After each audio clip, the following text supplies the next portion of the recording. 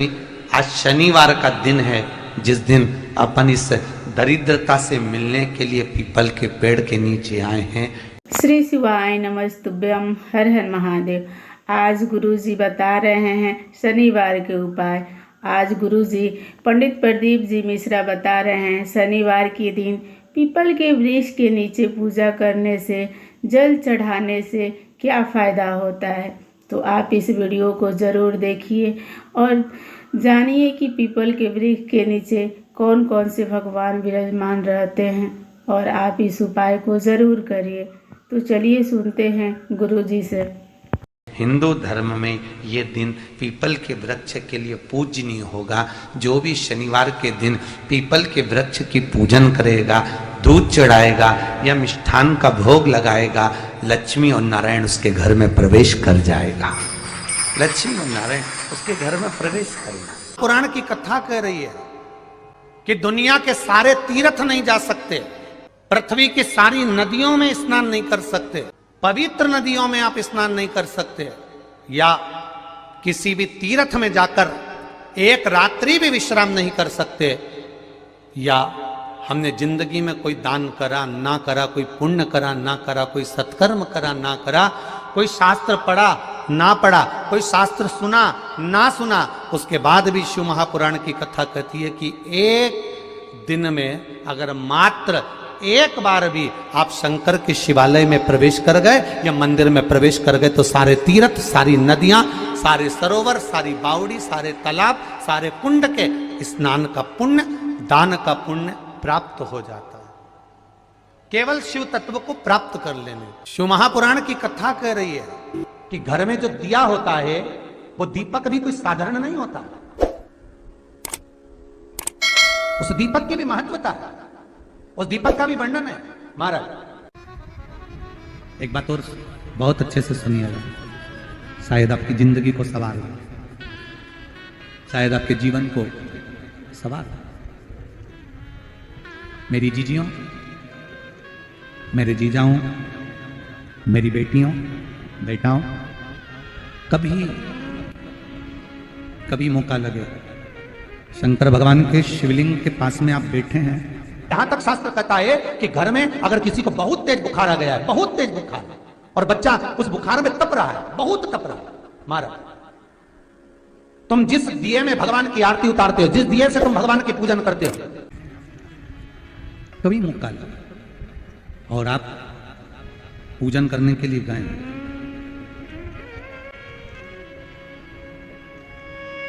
कभी पूजन करने के लिए, और आपको शंकर भगवान के शिवलिंग के पास में या शंकर भगवान के शिवलिंग के ऊपर कनेर का अगर पीला फूल देखा है ना आप लोगों ने, अरे बोलो तो जम के, देखा है? कनेर का यदि पीला फूल शिवलिंग के आसपास में या शंकर भगवान के ऊपर कहीं रखा हुआ भी दिख जाए, विषम परिस्थिति हो, बहुत हिम्मत ना हारते हो, तभी भगवान अकेले में एकांत में आप पहुंचे उनके पूजन के लिए, कनेर का पुष्प वहां रखा है, चाहे वो जलाधारी पर रखा हो, चाहे वो शिवलिंग के पास में रखा हो, शिवलिंग पर रखा हो, उस कनेर के पुष्प को अगर आप 5 जगह का स्पर्श कराकर अपने हृदय की बात कहकर वापिस महादेव को समर्पित कर देते हो तो भी मेरा महादेव तुम्हारे दुख का निवारण कर देता है। अब वो 5 स्थान, वो 5 स्थान, पहला गणेश जी, गणेश जी का जो स्थान होता है वह जगह, दूसरा षडानंद कार्तिक, तीसरा अशोक सुंदरी वाला स्थान, चौथा जलाधारी जो ऊपर से बूंद बूंद जल नीचे गिरा रही है, जया, विषहरा, शामली बारी, दौतली, देव, शंकर जी की 5 बेटियों का, और 5वें नंबर का है शंकर भगवान के, जो कैसे वर्णन किया जाए, त्रिशूल के 3 भाग होते हैं। करें दर्शन आप लोगों ने, ये से सामने त्रिशूल लगा है, इस त्रिशूल के ऊपर देखेंगे तो 3 भाग दिख रहे हैं, नजर आ रहे हैं सबको? त्रिशूल का जो 3 भाग होता है, उस 3 भाग का जहां ज्वाइंट होता है, जहां मिलता है, एक जगह पर देखो तीनों भाग एक जगह पर मिले हुए, 3 भाग का जहां मिलन होता है, पंचम स्थान ये 5वां स्थान, यहां पर स्पर्श कराकर शिवलिंग पर अपनी कामना कर कर श्री शिवाय नमस्तुभ्यम कहकर बाबा से अपने मन की बात कहकर जो समर्पित कर देता है, हम 3 महीना भी नहीं कहेंगे, हम तो कहेंगे अगर ज्यादा दुख है 3 दिन इंतजार करना, मेरा बाबा उस दुख को मिटाएगा। 3 महीना बहुत दूर, पर करना है दिल से। और कई तरह के दीपक होते हैं, दीपक का भी विधान वर्णन किया गया, उस दिए का भी वर्णन किया गया। यहां तक शास्त्र कहता है कि घर में अगर किसी को बहुत तेज बुखार आ गया है, बहुत तेज बुखार, और बच्चा उस बुखार में तप रहा है, बहुत तप रहा है, मारा, तुम जिस दिए में भगवान की आरती उतारते हो, जिस दिए से तुम भगवान की पूजन करते हो, उस दिए की बत्ती को नीचे डाल दीजिए और उस दिए को पानी की बाल्टी में धो दीजिए। कौन सी बाल्टी में? जिस बाल्टी के पानी से आप बच्चे को स्नान करा सको। मारा, केवल भगवान पर से ले जाकर, पास में से ले जाकर उस बाल्टी में थोड़ी देर डाल दो और उस बाल्टी के पानी से उस बच्चे को स्नान करा दीजिए। 15 से 20 मिनट, आधा घंटा लगेगा बच्चे का। बड़ी बेचैन दिख रही हो तुम, क्या बात है?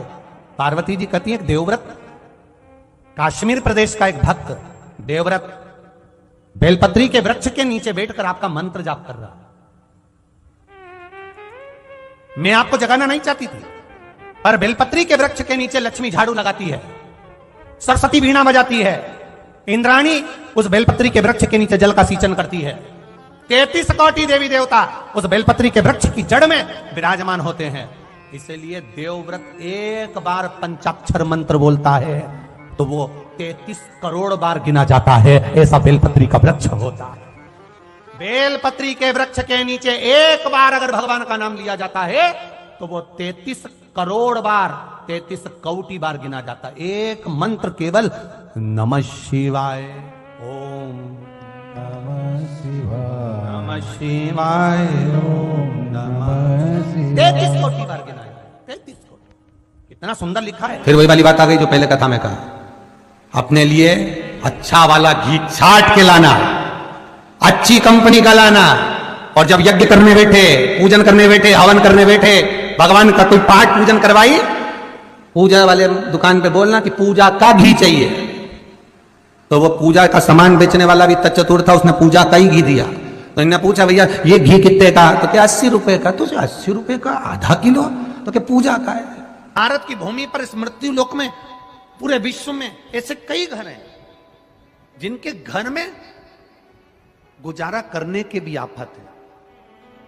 पहनने के कपड़े नहीं, किसी के यहां पर भोजन नहीं, किसी के यहां जमीन नहीं, किसी के यहां दुकान नहीं, कोई कोई पूरी जिंदगी किराए के मकान में निकाल देता है। नहीं,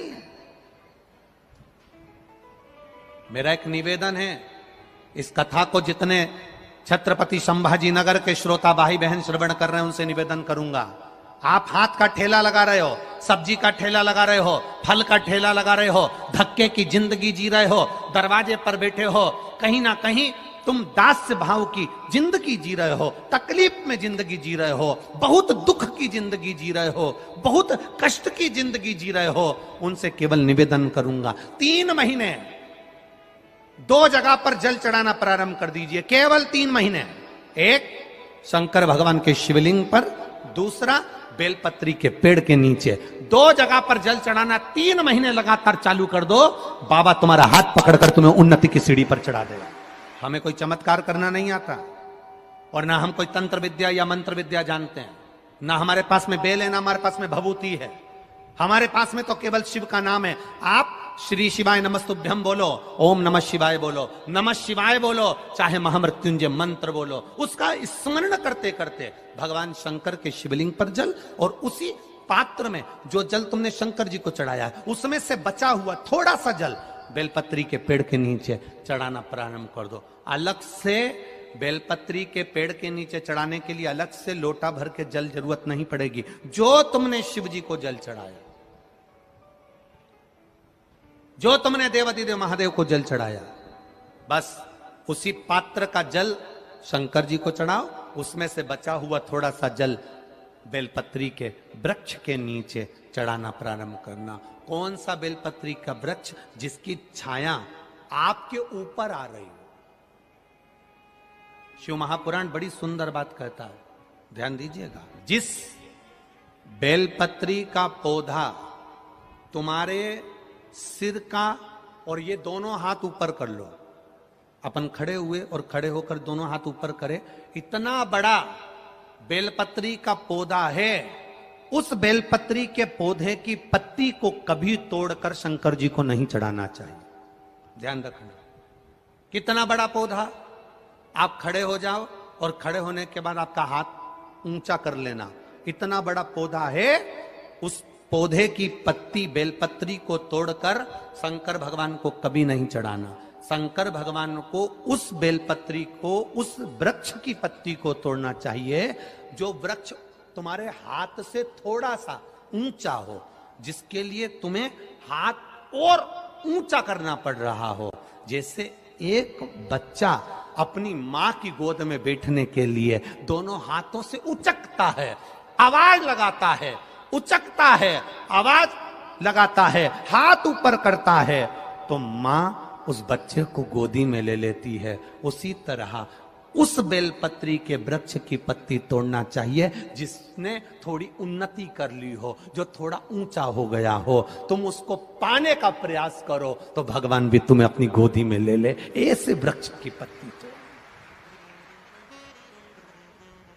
अब तुम छोटा सा पौधा, बिल्कुल जरा सा पौधा, उसी की पत्ती तोड़कर महादेव को चढ़ाओगे, ये श्रेष्ठता नहीं।